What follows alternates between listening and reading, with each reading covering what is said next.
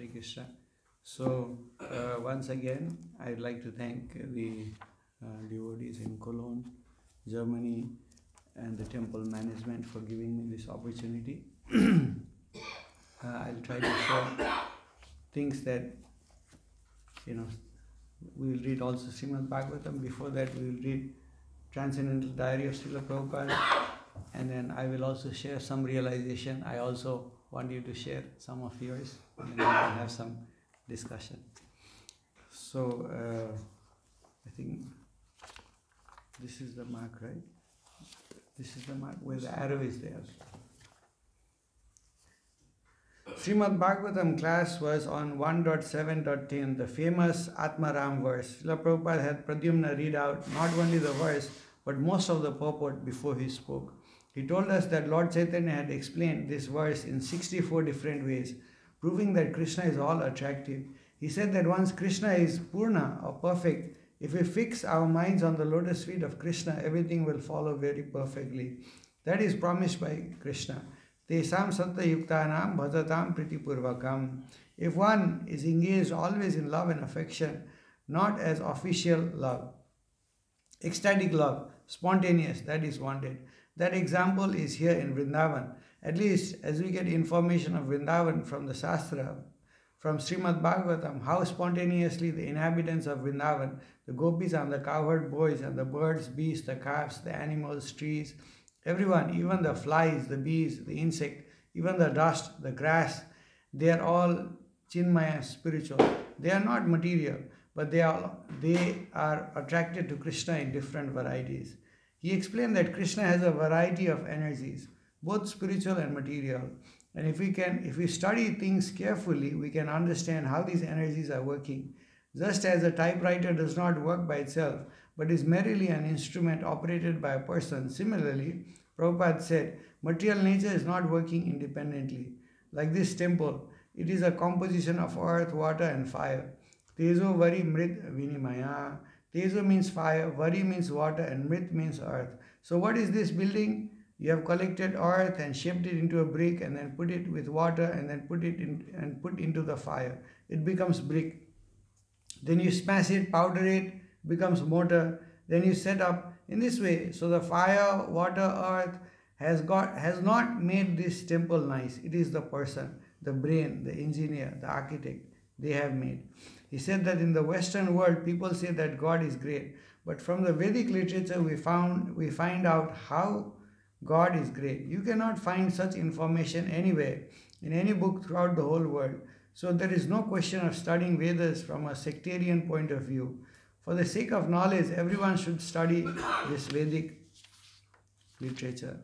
For the second time, since he has been here, Prabhupada cautioned us not to be misled by rascals who say that the Srimad Bhagavatam was written by someone other than Vyasadeva. He said that Srila Vyasadeva wrote the Srimad Bhagavatam for the benefit of the entire world as the natural commentary on his own work, the Vedanta Sutra. Humbly presenting himself as the representative of Vyasadeva, he solicited the help of his youthful disciples. So we have tried to explain the Satvata Samhita in English for the study of the whole world, because English can be understood or it can be translated easily. So these activities are going on, and we are very much thankful to you that you are cooperating. So in India, you may find some difficulty. Still, your valuable cooperation is required for the benefit of the whole world.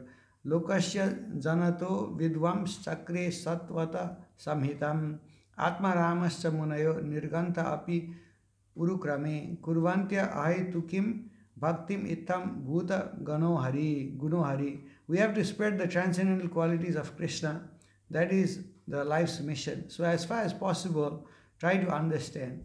As advised by Krishnadas Kaviraj Goswami, Siddhanta Baila Chitte Na Kara Alasya. Don't be lazy. Always try to understand Krishna by Siddhanta, by Vedic conclusion, not by manufacturing ideas. Don't be lazy. That is the instruction of Kaviraj Goswami. If you study according to the Vedic conclusion, don't manufacture ideas and whims and sentiments. If you go through Siddhanta, then you will be more and more firmly fixed up. Iha haite Krishna lage sudrida manasa, then your life is successful. Hare Krishna. Srila Prabhupada ki. So just maybe a few points we can reiterate what Prabhupada said, otherwise, we listen, it goes all over our head. So I'll just try to recap what Prabhupada is saying. In the first paragraph, right, Prabhupada explains that in Vrindavan, what do the things, or living entities, different animals, what do they do in Vrindavan? You are all listening. They all have love, right? Love. Prabhupada also writes not just like duty bound love, or mostly also spontaneous love. So right now we cannot have that kind of love. So we don't feel like I'm ecstatic to wake up in Mangalarti, at the beginning. So maybe Prabhu, we can see he's very happy to wake up in Mangalarti every day. He wakes up, 2 o'clock or 3 o'clock. So, so like that, most of us, we don't have that taste, right? To do austerity, or when you go for Harinam, we feel like shy. So that spontaneous love is not there. But when you practice, Prabhupada writes, practice and then abhyasena yukta, right? So when you do practice, then slowly that natural love will come. Prabhupada also gave the example that, in the Vedic tradition, let's say, and the girls and guys, normally now we like someone and then we get married. But in the Vedic tradition, normally maybe Mataji also, you get married to a husband, at the beginning there is no love. But then when you start to serve, and then, then slowly that love develops. Right? I think many parents have also told me, when you see a child at the beginning, maybe many of the grihasthas have the children, right? So when the child is born, you feel like, oh, okay, child is born, But when you start to love and serve them, slowly over the years, the affection develops more and more. So when we also serve the Lord, the deities, the devotees, then the love is awakening. Right? So similarly, when we also serve the Lord and His devotees, chant the holy name, then slowly the taste will come. Prabhupada gives another example, like you have a jaundice. When you chant Hare Krishna, at the beginning, we don't feel so much taste. It's like jaundice, right? When you take something sweet, in jaundice, what's going to happen? It feels bitter. You had jaundice? Anyone had jaundice? Right? Sometimes, like even the fruits or something, that's beneficial for us, we don't have the immediate taste. But with intelligence, we keep on doing it, then after some time, you realize the taste is coming. Right? So we should do that should be our aim, the spontaneous love, like in Vrindavan. That was what Prabhupada explained in the first paragraph. Then, so here Prabhupada writes that not just like, human being, Vrindavan, even the dust, bees, right? So, everyone, calves, animals, trees. The trees also, you might have seen little Krishna. So I was showing to my daughters, and the tree also, when Krishna wants to take a mango, the tree also comes down. He's also doing, the branches come down, it's also serving, right? So different animals, so like that. Then the second paragraph, Prabhupada explains, right? So all the different, elements are there, right? In the material world. So the element in itself is not glorious, but when you put that elements properly, and then it becomes nice, right? Prabhupada gave the example of a building, like architect is there. Yesterday I was walking down the Rhine River, and you have this nice architecture, right? The L-shaped buildings, 3 of them. It looks very amazing. The cathedral also, the Cologne, very nice, very wonderful. But, you can see if the elements, we just consider the elements, and the mud, water is there in the Rhine, mud is there everywhere, right? It's not just we are glorifying that. I think when all those things are put together by human beings, right?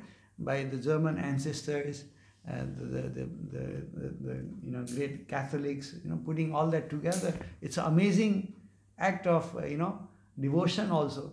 Certainly, maybe people were paid money, but you wouldn't build such a big cathedral just for the sake of money. Certainly, there has to be love for the Lord. Yes, love for his devotees like Jesus and also the Supreme Lord. So love of God has to be there. So we admire that. That's what Prabhupada also says, not just the matter, but the intelligence of the human beings, the love, affection that is being appreciated. And when we realize that, I think then certainly human beings have some intelligence. Prabhupada gives this nice example. But Supreme Lord has higher intelligence. He gave this nice example. I always like it, You have two mobile phones.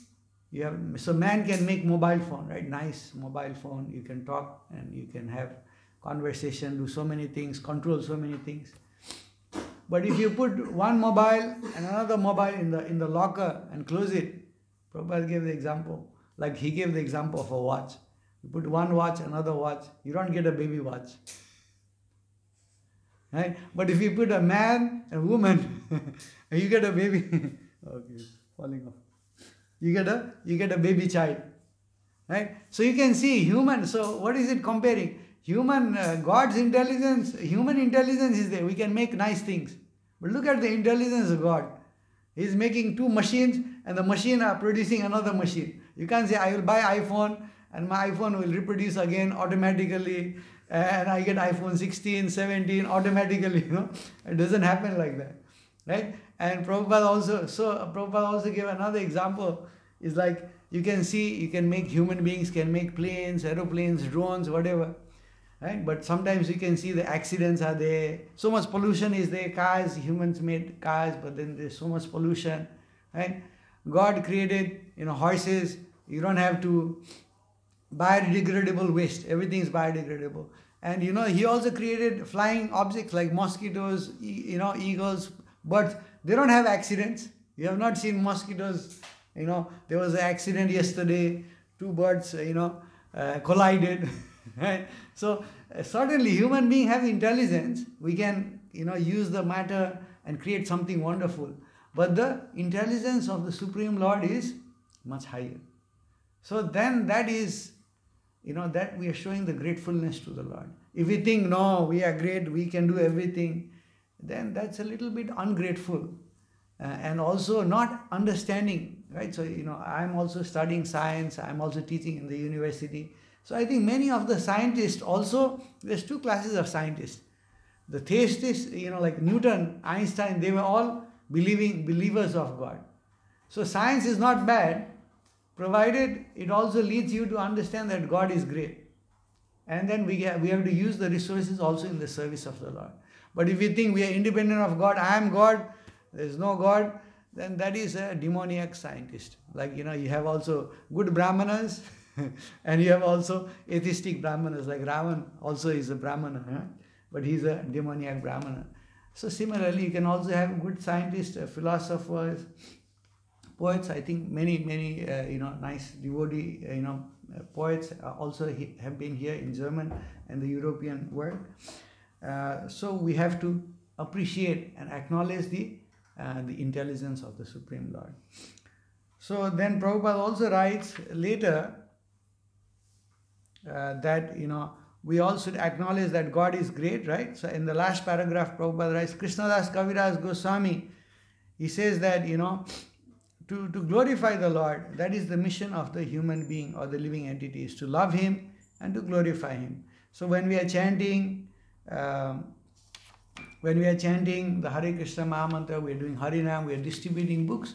This is an endeavor to glorify the Lord. Like for example, you can see, like let's say you are staying in the temple or you have a family. What are we doing basically? We're taking care of the children, we're taking care of our parents and other people, right? Or outside people. But basically what we are doing is we are reciprocating the love that they have given to us. Right?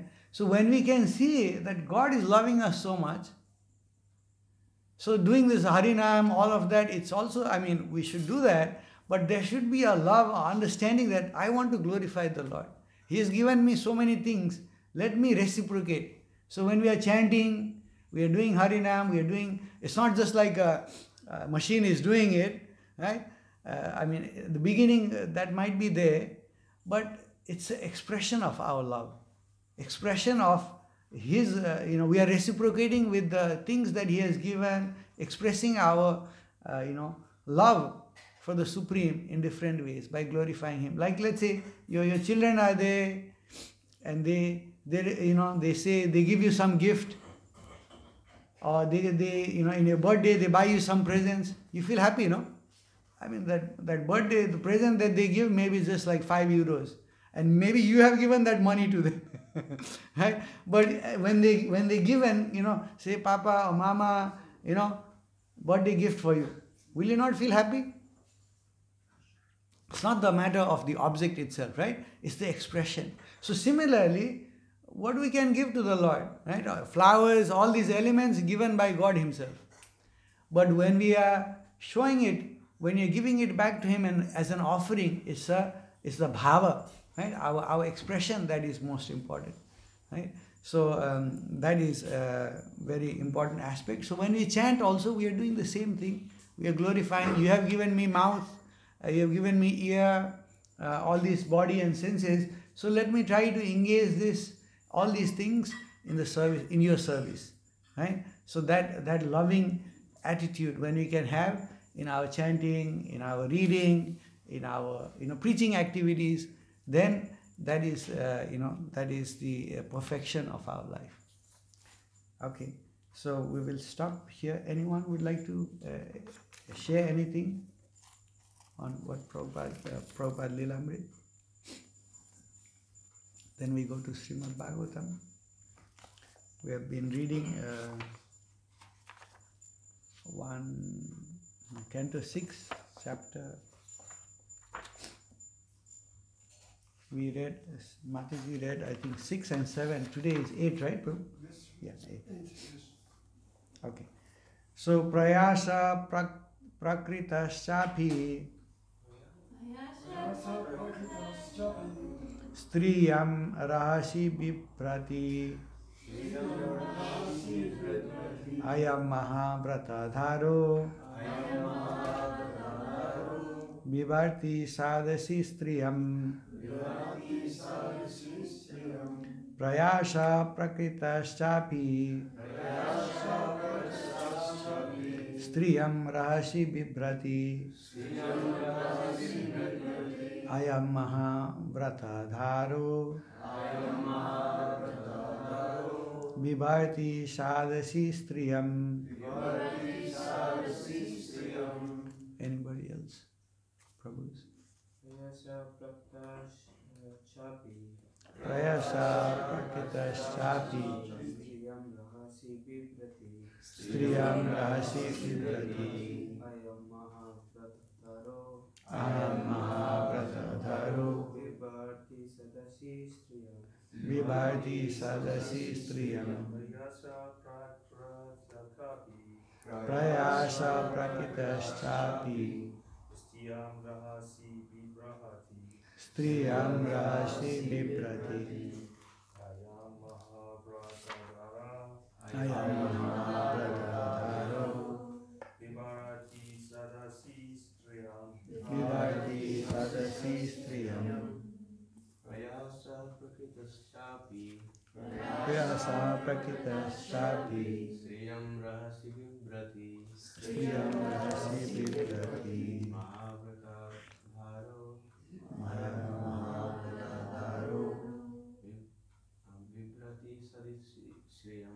Vibharti Sadasi Striyam. Vaishnavis. Prayasa Prakritaschapi Striyam Rahasi Bibrati Ayam Mahabratadharo Vibharti Sadasi Striyam.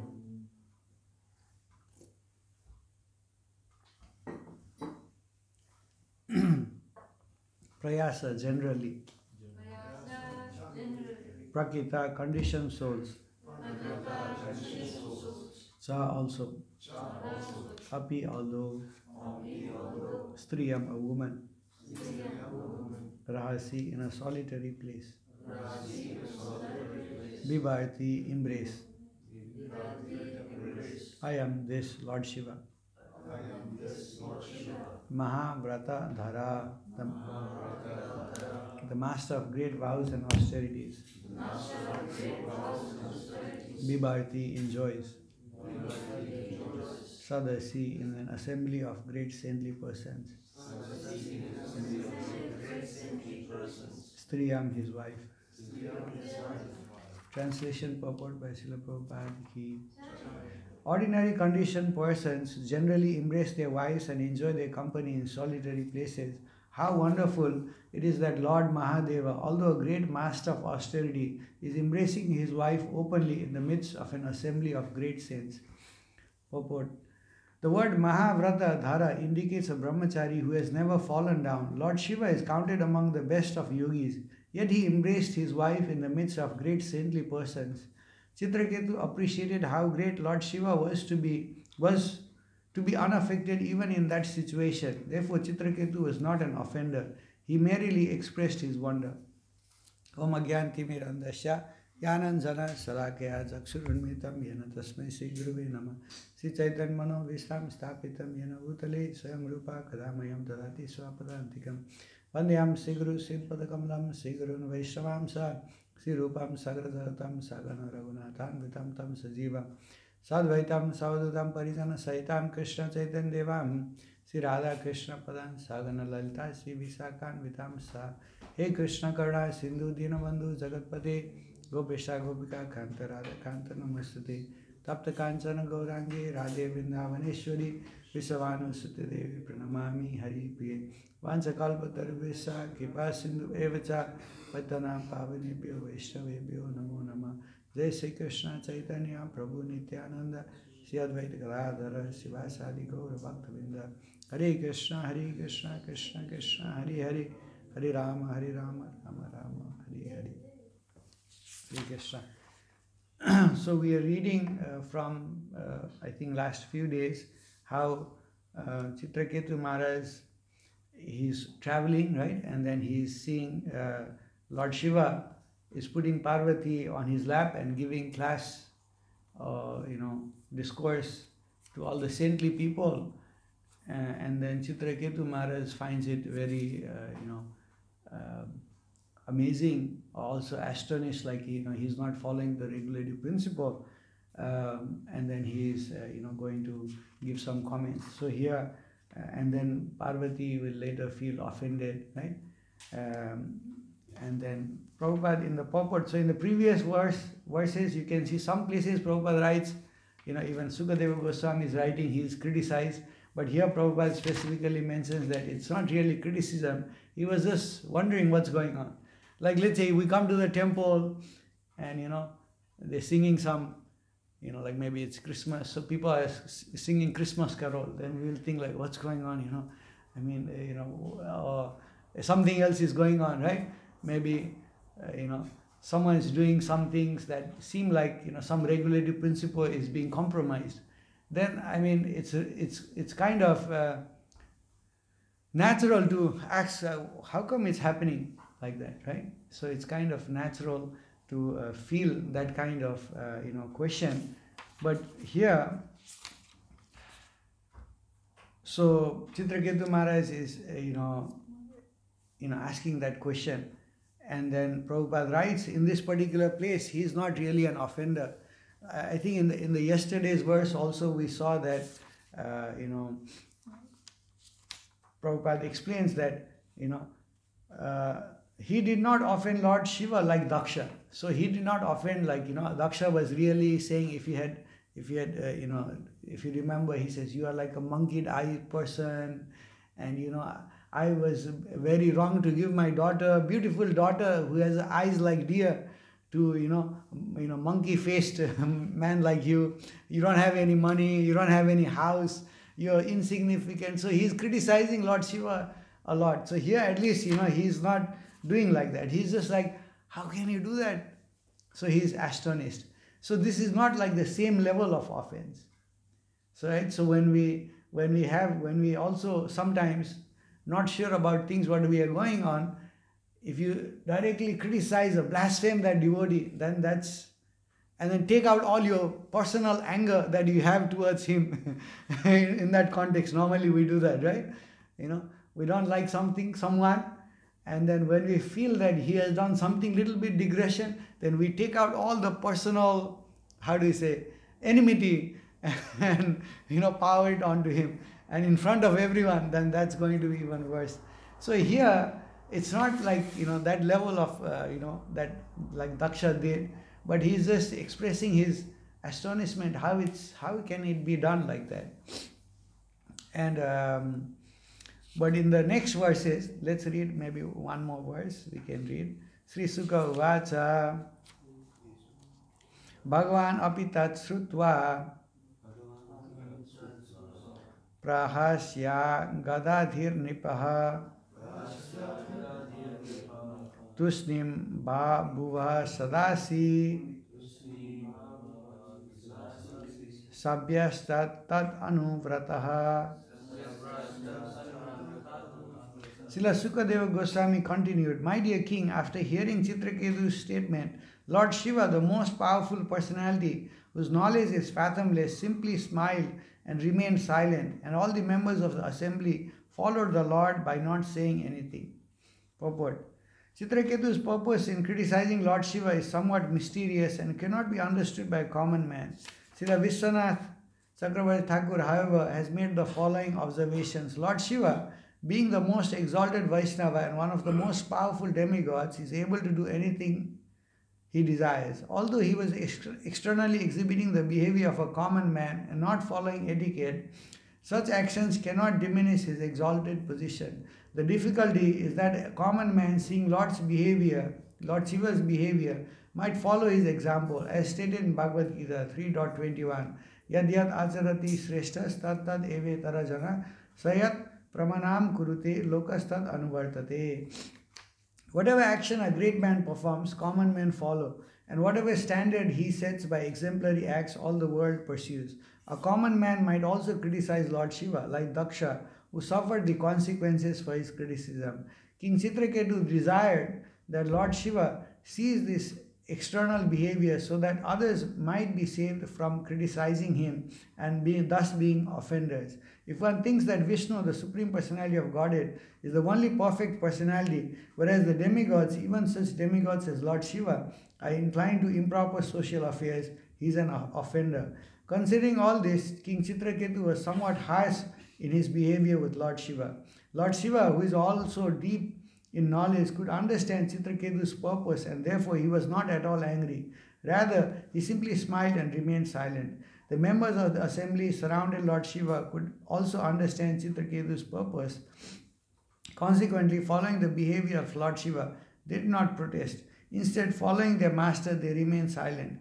If the members of the assembly thought that Chitraketu had blasphemed Lord Shiva, they would certainly have left at once, blocking their ears with their hands. Hari Om Tat Sat. So we can see that Lord Shiva is not a normal person, right?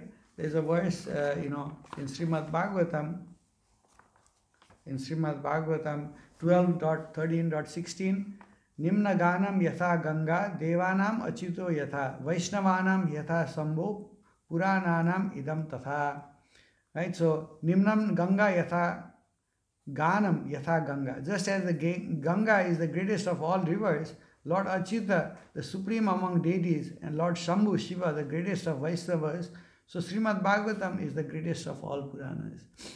So we can see Ganga, Prabhupada also gives, sometimes when you go to Ganga or Mayapur, you might have seen there's some plastic or some dirt is there, right? They have maintained the Rhine very nicely.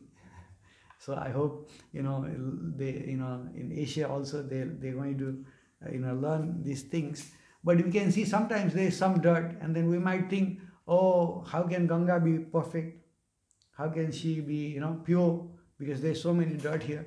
So we can see from the material vision, and then we can consider that,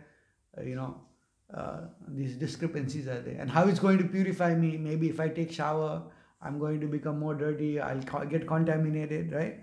Similarly, Lord Achyuta, supreme among deities. So we can also see Lord Shiva or Lord Krishna also. Many people are criticizing Lord Krishna also, right? they have a song in Bollywood, if Krishna does it, it's Leela. If I do it, it's my character is Leela. Bhagwan kare to Leela, hum kare to character Dhila. Right? So if Krishna does, he has many girlfriends, then it's Leela. He can do whatever he wants. It's everyone's glorifying.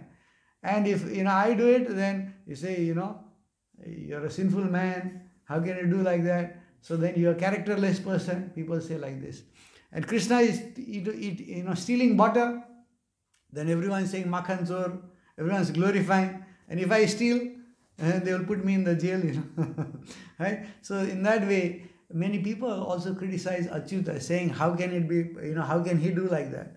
But Prabhupada gives the example that in the song that we just sang, Jai Radha Madhav Kunja Bihari Gopijana Ballava Girivaradhari. He is doing Gopijana Ballav, but he can also lift Govardhan. So if you want to do Gopijana Ballav, have many girlfriends, also be able to lift the Govardhan, right? So if you cannot, then don't try to compete with Lord Krishna. Right? It's because of our envy, also our jealousy. So Prabhupada also gives, and then similarly with Lord Shiva also, many people, in the Indian subcontinent, I was also one of them. In the Sivaratri, we used to smoke, marijuana, and the government is providing. Government used to provide. I think now also I've been away for many years. I was in Thailand, also here, but I don't know. I've not attended a Shivaratri in Nepal for many years. But in the Pasupati temple, the government used to give to all the sadhus for free, and we all smoke. It's like Mahaprasadam. So we are brought up like that. Right? But we can do this. Lord Shiva is doing, but we cannot imitate that. I'm not saying this is good. It's Prabhupada writes that's bad, right? Because why? We are just artificially trying to imitate the Lord, right? So like Lord Krishna also having many, gopis, so maybe I can also do like that. So that's imitation. Acharyas say we should not imitate. We should do not anukaran but anusaran. Anusaran is we should surrender, follow in the footsteps, not imitate. If you want to imitate, then there are few personalities we can imitate. We can imitate Chaitanya Mahaprabhu. Right? You can imitate Chaitanya Mahaprabhu. He renounced everything and just doing Harinam and preaching. So we can imitate also Lord Chaitanya. Similarly, we can also imitate whom? Lord Ram. So he's also called Adarsha Purus. Right? He's very simple, straightforward. He's an ideal son, ideal king. His father asked him to renounce. Okay, renounce the whole kingdom. Renounce the wife also. And because for the benefit of the whole society. Right? But he was taking care of them. So Lord Ram, you can imitate. Because he's Adarsha Purus. You have to follow. So I think even many places, especially in Southeast Asia, I'm staying in Thailand, they have Rama, Cambodia, a lot of Rama, they have Mahabharata, Ramayan story, Cambodia, all of that. Lord Ram's glories are spread all over. I think some parts of Europe also. So Lord Ram is very popular because he is very straightforward and you can imitate him if you want. Right? But Krishna is not straight, You can see Krishna is crooked. He's crooked in 3 places, So you cannot take him directly. He's a crooked man. And our acharyas say, Prabhupada gives the example, like many people ask him, why Krishna did like this? Prabhupada gave the example, he's called Leela Purushottam. He's not Adarsha. Adarsha means like a moral. I think in Germany also people are very moral, and right means right, wrong means wrong. Right? You can't take Krishna like that. He is also cheating in Mahabharata. Many people, he killed Karna, he cheated. Right? In Bhagavad Gita also says, among the cheaters, I am the greatest cheater. So many people get confused. How can God be greatest cheater also? Because if the cheaters want to, Duryodhana and his party, they wanted to cheat. So Krishna is going to become greatest cheater. Right? Among gambling, he's saying, I am, what is that? The pasa, right?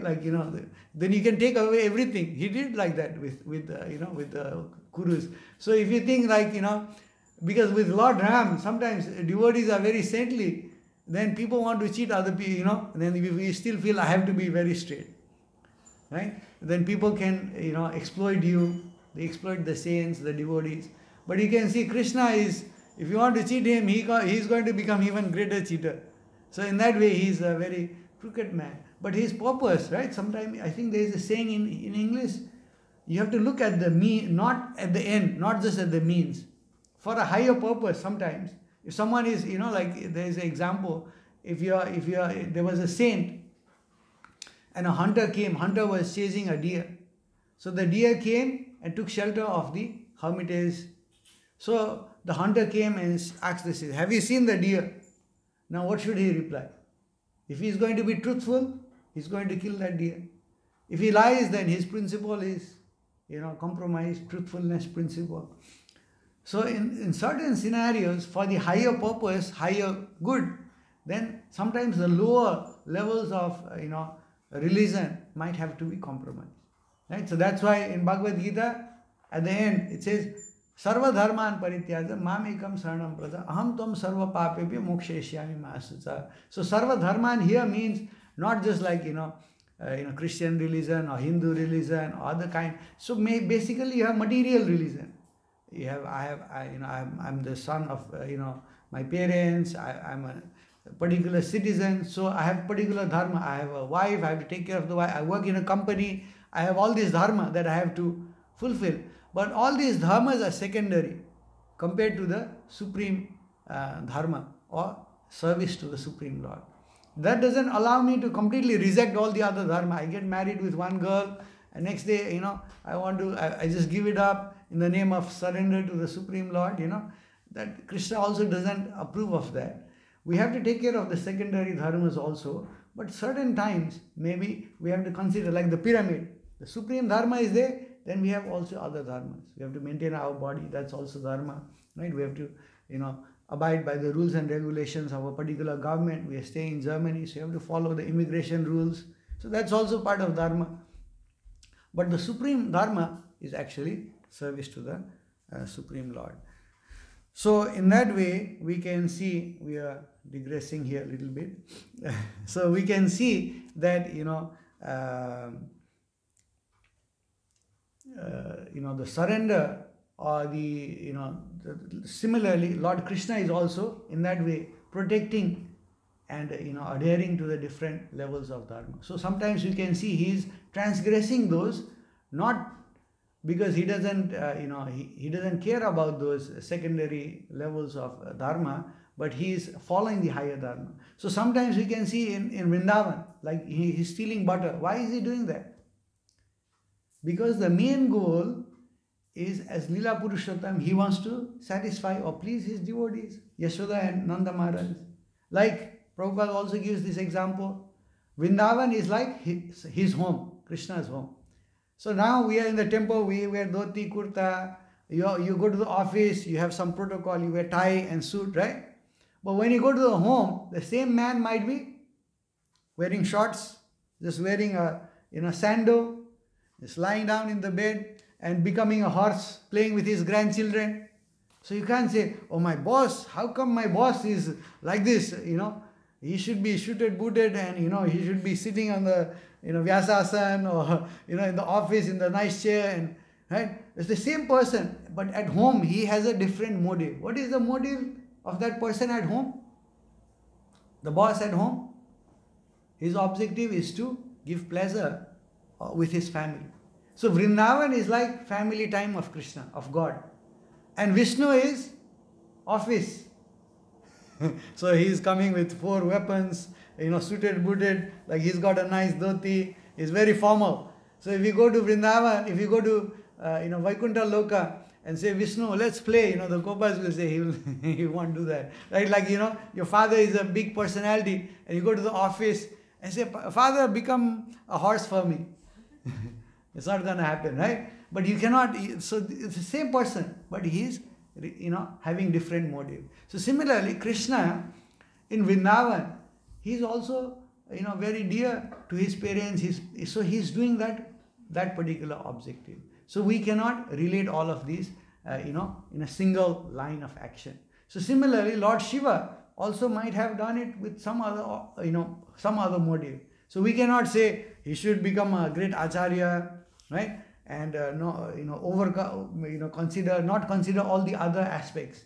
So we don't have that authority to control and and to correct Lord Shiva. He's also a great exalted devotee. So similarly, in our condition also, in our context also, there might be sometimes senior devotees might, like let's say, we can see, I have seen, like, so normally japa time we are supposed to chant, but sometimes when Maharaj is there or some senior Vaishnavas are there, Gurus are there, some disciples come and they ask them some question and maybe they talk to them for like 5 minutes. You might think, why he's doing like that, So japa time, he should chant. But maybe he's considering that the disciple has to be also taken care. He has to go after Guru Puja, he has to fly to another country after the class. So he needs to give some time to them. I mean, I don't know what might be the intricate levels, but we should not be judgmental directly, right? We should allow some room for consideration. So here also, he's not, he's putting Parvati on his lap. It's not like a completely illicit relation. He's not having a, sexual relationship with her or something like that. Not directly breaking the regulative principle, but he's just, showing some affection to his wife. And there might be some reason behind it. Maybe she was angry with some, and he's trying to console her, right? So all the other sages are quiet. So Chitraketu Maharaj himself, he's feeling that he has to correct that situation. So I think we also come across this kind of situation, and then we have to be a little tolerant. And then we have to maybe, certain things we have to make sure, maybe it's part of our duty to also make sure in the ashram, someone is throwing away the pants or, not maintaining it cleanly. So then we can talk to them personally and say, Prabhu, or also the temple management, and say that, you should not do like this. I think this is not proper. But not vent out all our anger and like, Indra is putting the thunder and, Chitraketu Maharaj also did it here, and he made it like a laughing show, right? So we should try to avoid that. There is a verse in Bhagavad Gita that actually says, let me see if I can find it, if someone can remember, austerity of the speech, right? Where is that? So in the austerity of the speech, there are 4 or 5 things that we have to consider. In Bhagavad Gita, it talks about it. It has to be pleasing. It has to be also hita. Hita means it should be beneficial for that person, right? And then it also should be truthful. So if you consider these 3 things, it's really austerity to speak. It has to be pleasing to that person, means not like, directly offending. It should also be beneficial. But if you say, oh, beneficial, then maybe you're just going to glorify it. But it should also be truthful, right? So if you say, oh, Prabhu, new person is coming, you're a pure devotee, you're like Prabhupada, that's also not true. It's like also offense because you're pleasing him too much. That's not truthful, right? And then at the same time, so it's an art also, and also austerity. Normally we just want to talk, but just talking like that, many times we are also creating a lot of offenses. It's also said the tongue is a very powerful tool, right? It can create wars also, and you can destroy the relationship. So we have to be very careful and use the tongue. Bhaktivinoda Thakur says, Sarira avidya jal johendriya taika jiv fele vise sagare. Right? How we can control the tongue? To 2 things. By eating prasadam and also chanting, right? Chanting the names of God. Also glorifying the Lord from the Vedic scripture. So if you feel like you have a tendency to talk, you want to use your tongue, just recite verses from Srimad Bhagavatam, 1 chapter, or just chant holy name, right? And then eat prasadam also. So this is going to purify us. Maybe what we can do is, if some devotees would like to share some example of how like you had a provoking situation, because I think it happens. We read scripture, some devotees are not following it, or some temples are not following it. We want to comment it directly. Maybe you can give an example where you saw it was not done properly and where it was also done properly. Because I think it's here to hear devotees' realization. Like Prabhu is a senior Vaishnava here. Maybe you would like to.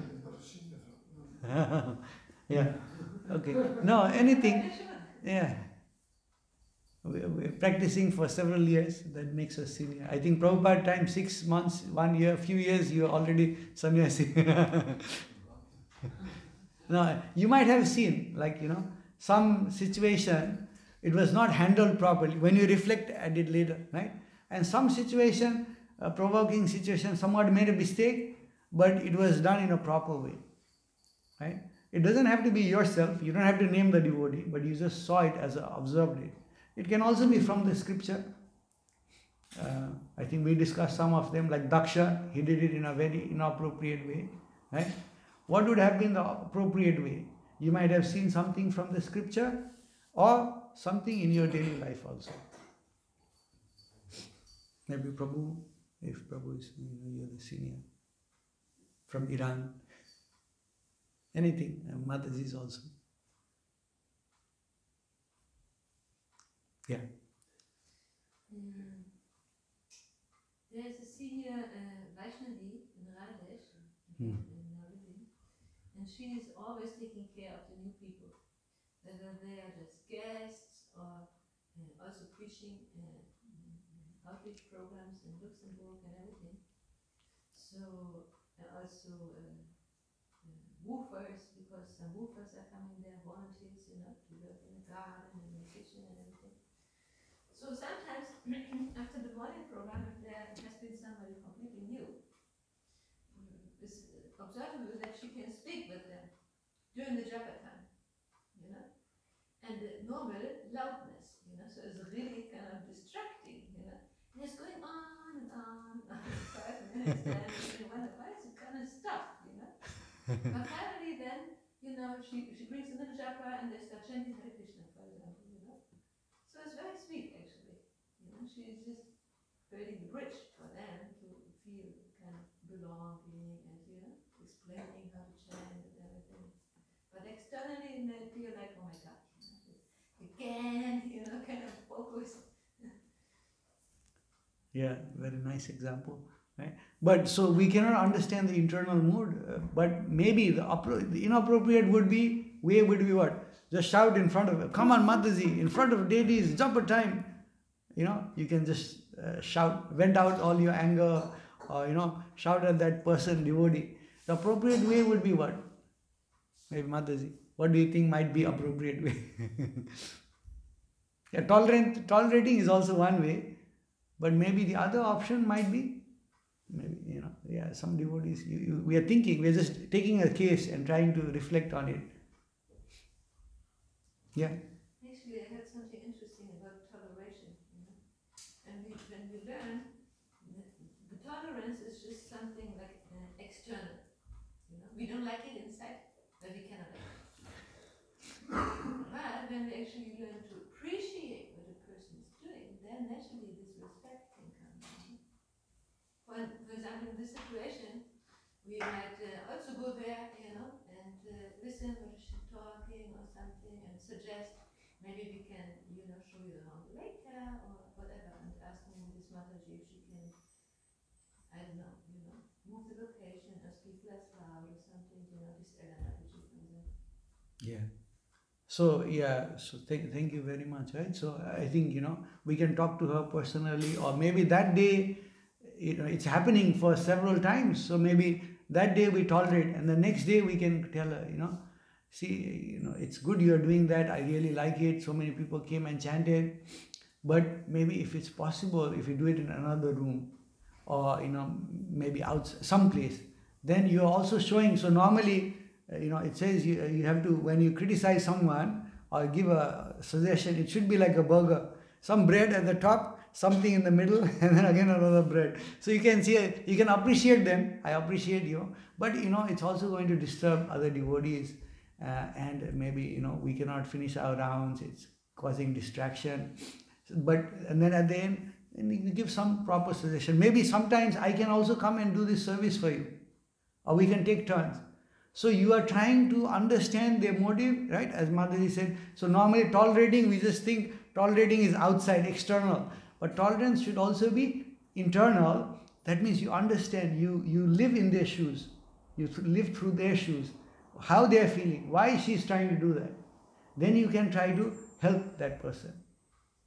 Be assisting, be assistance. Okay, thank you very much, Mataji. Maybe anyone from the Prabhus?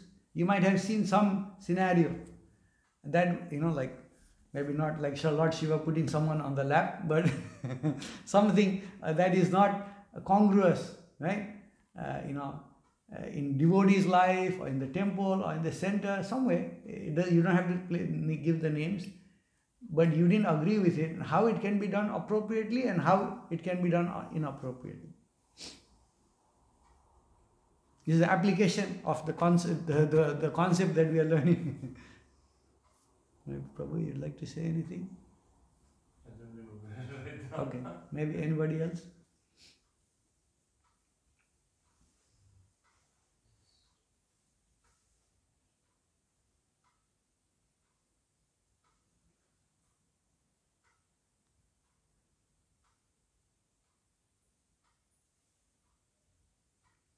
From the scripture, okay, I can illustrate one or two more examples. Like we can see the example of, also from the scripture, right? Like Arjuna, when Aswathama killed the son of Draupadi's sons, 5 of them, when they were sleeping, Arjuna got very angry and he was about to, that time, Arjuna is actually taking shelter of Krishna, because Krishna said, see, they have done so abominable thing, you have to kill them.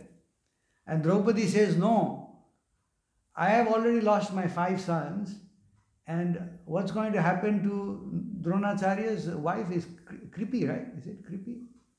It's Kripacharya's sister, I think it's Kripi. So I know Kripi, she is very close to me. I don't want her to feel like how I am feeling. Similar pain, because I am also a mother. Mother will know how difficult it is to lose a son. So I have lost 5 sons. I don't want Kripi. So she is not compassionate for Aswathama. She is compassionate to Kripi. And she's saying, no, don't kill him. Let him be. And then, I think Yudhishthira or Bhim, they say you have to kill him. And then Arjuna looks at Krishna. What should I do? One person is saying, kill them. The other one is saying, don't kill them. We have had that kind of situation. Sometimes the Guru is saying something, one devotee is saying, do like this, another devotee is saying, don't do like that, do something else, So what to do? So, you can see Arjuna is actually taking shelter of Krishna, and Krishna says, you have to satisfy both of them. Because, it's all, the brothers, both of them are right. So Arjuna says, finally, he says, you have to, because he's a Brahmana, you take out his money, right? He has the life, all his, like his whole life you're taking from him. You're taking away all his power.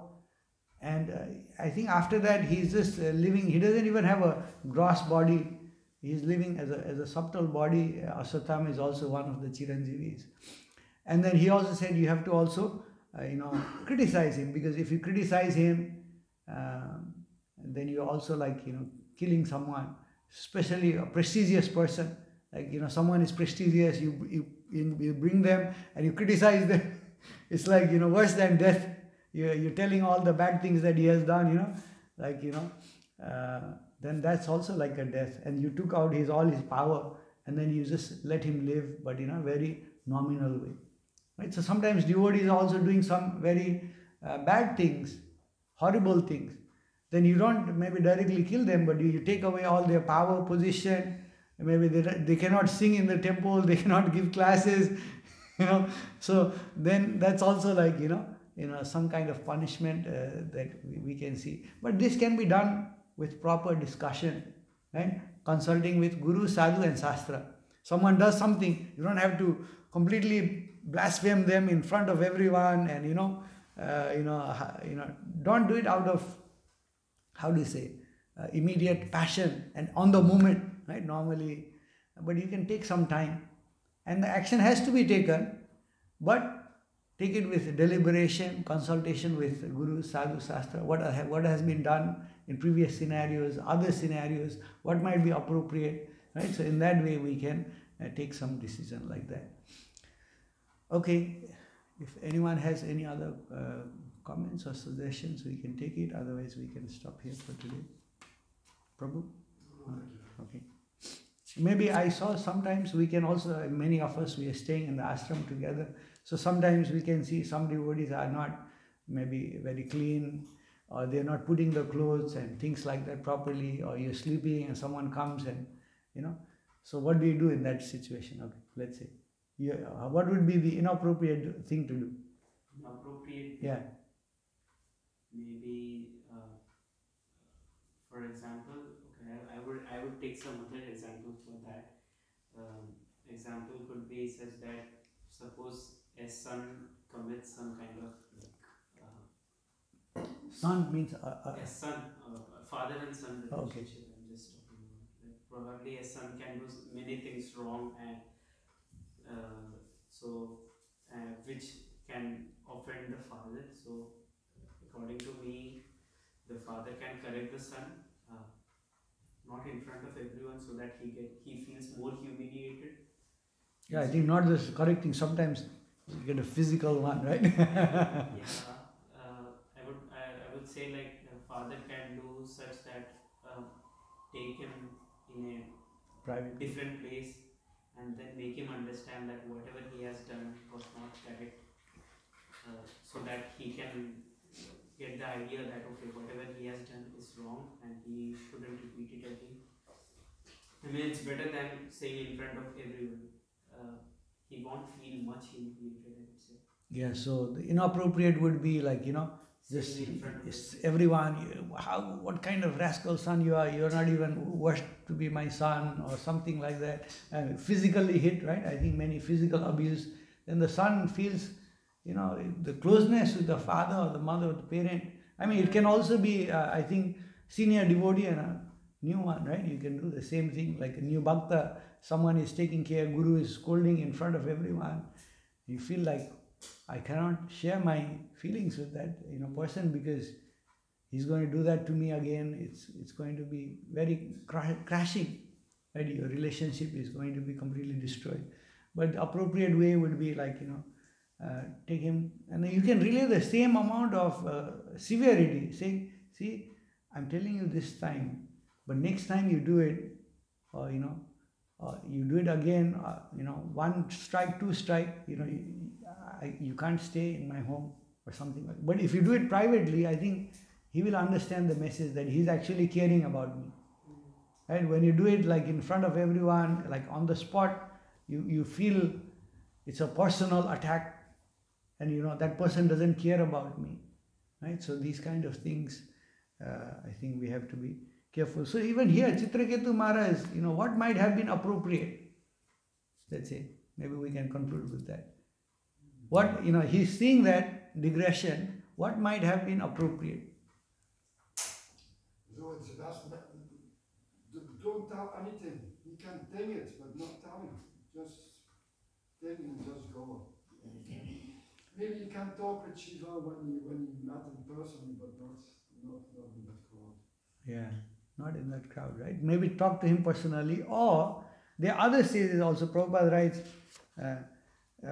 consequently, following the behavior of Lord Shiva, they did not protest. There were the members of the assembly surrounded Lord Shiva could also understand Chitraketus. So there are other members also. They did not, they were not complaining about Lord Shiva's digression. So maybe he could have consulted some other sages, right?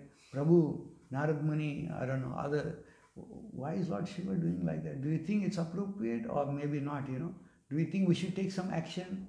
We should tell him, maybe go and tell him in the ear, right? Like Bhagavatam is going too long, and then someone comes and, Prabhu, why you're talking so long? They don't just say, you come and say, Prabhu, I think, your time is up. slowly in the ear, or you talk too long, maybe you can continue tomorrow. Right? So, but so similarly, maybe Chitraketu Maharaj could have done that. That would have been, following the etiquette, and also, passing the message also. Right? Consult with other sages who are there, consult with the temple president, the ashram leader. I think that devotee is, making too much noise, or he's doing, what do you think we should do? Right? Don't take it personally and at the moment. So at the moment when you're doing, that's mostly more of passion. Just do it. The Nike slogan, right? It's more of passion.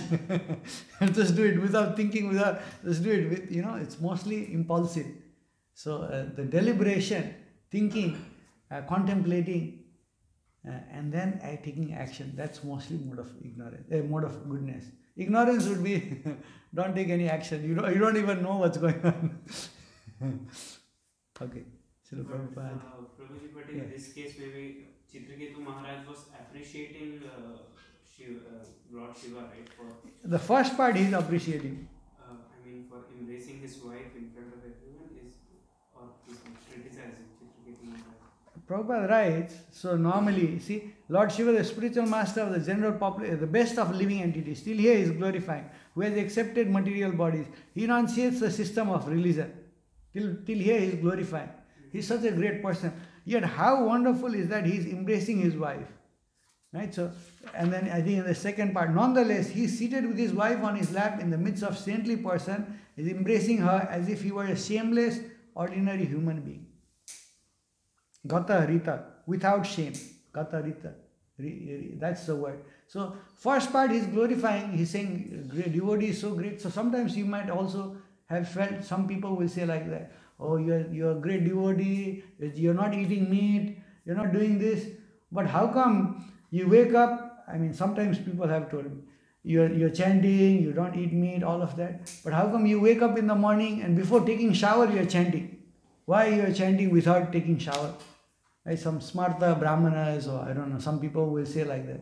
Sometimes it's cold, I don't know. And then one other time, the toilet was booked, there were 2-3 I was just chanting because I didn't want to wait and not do anything, so I was chanting. So this devotee told me, why you should chant and you should take shower, put tilak, only then chant.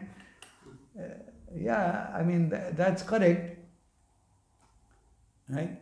But so it's a little glorification, but maybe at the same time you're also having some mixed feeling. But if you are doing it in front of everyone, that devotee is doing then that becomes more of an offense. But if you're asking, Prabhu, I saw you were chanting, but if it's better, Prabhupada also recommends you take a shower before you chant. And then, I can also clarify, I normally do that, but that day the toilet were full and I didn't want to wait half an hour not doing anything, so that's why I chanted. So when it's done personally, without the heat and aggression, then you can understand. And the message can be, but when it's done in front of everyone, at the moment, then,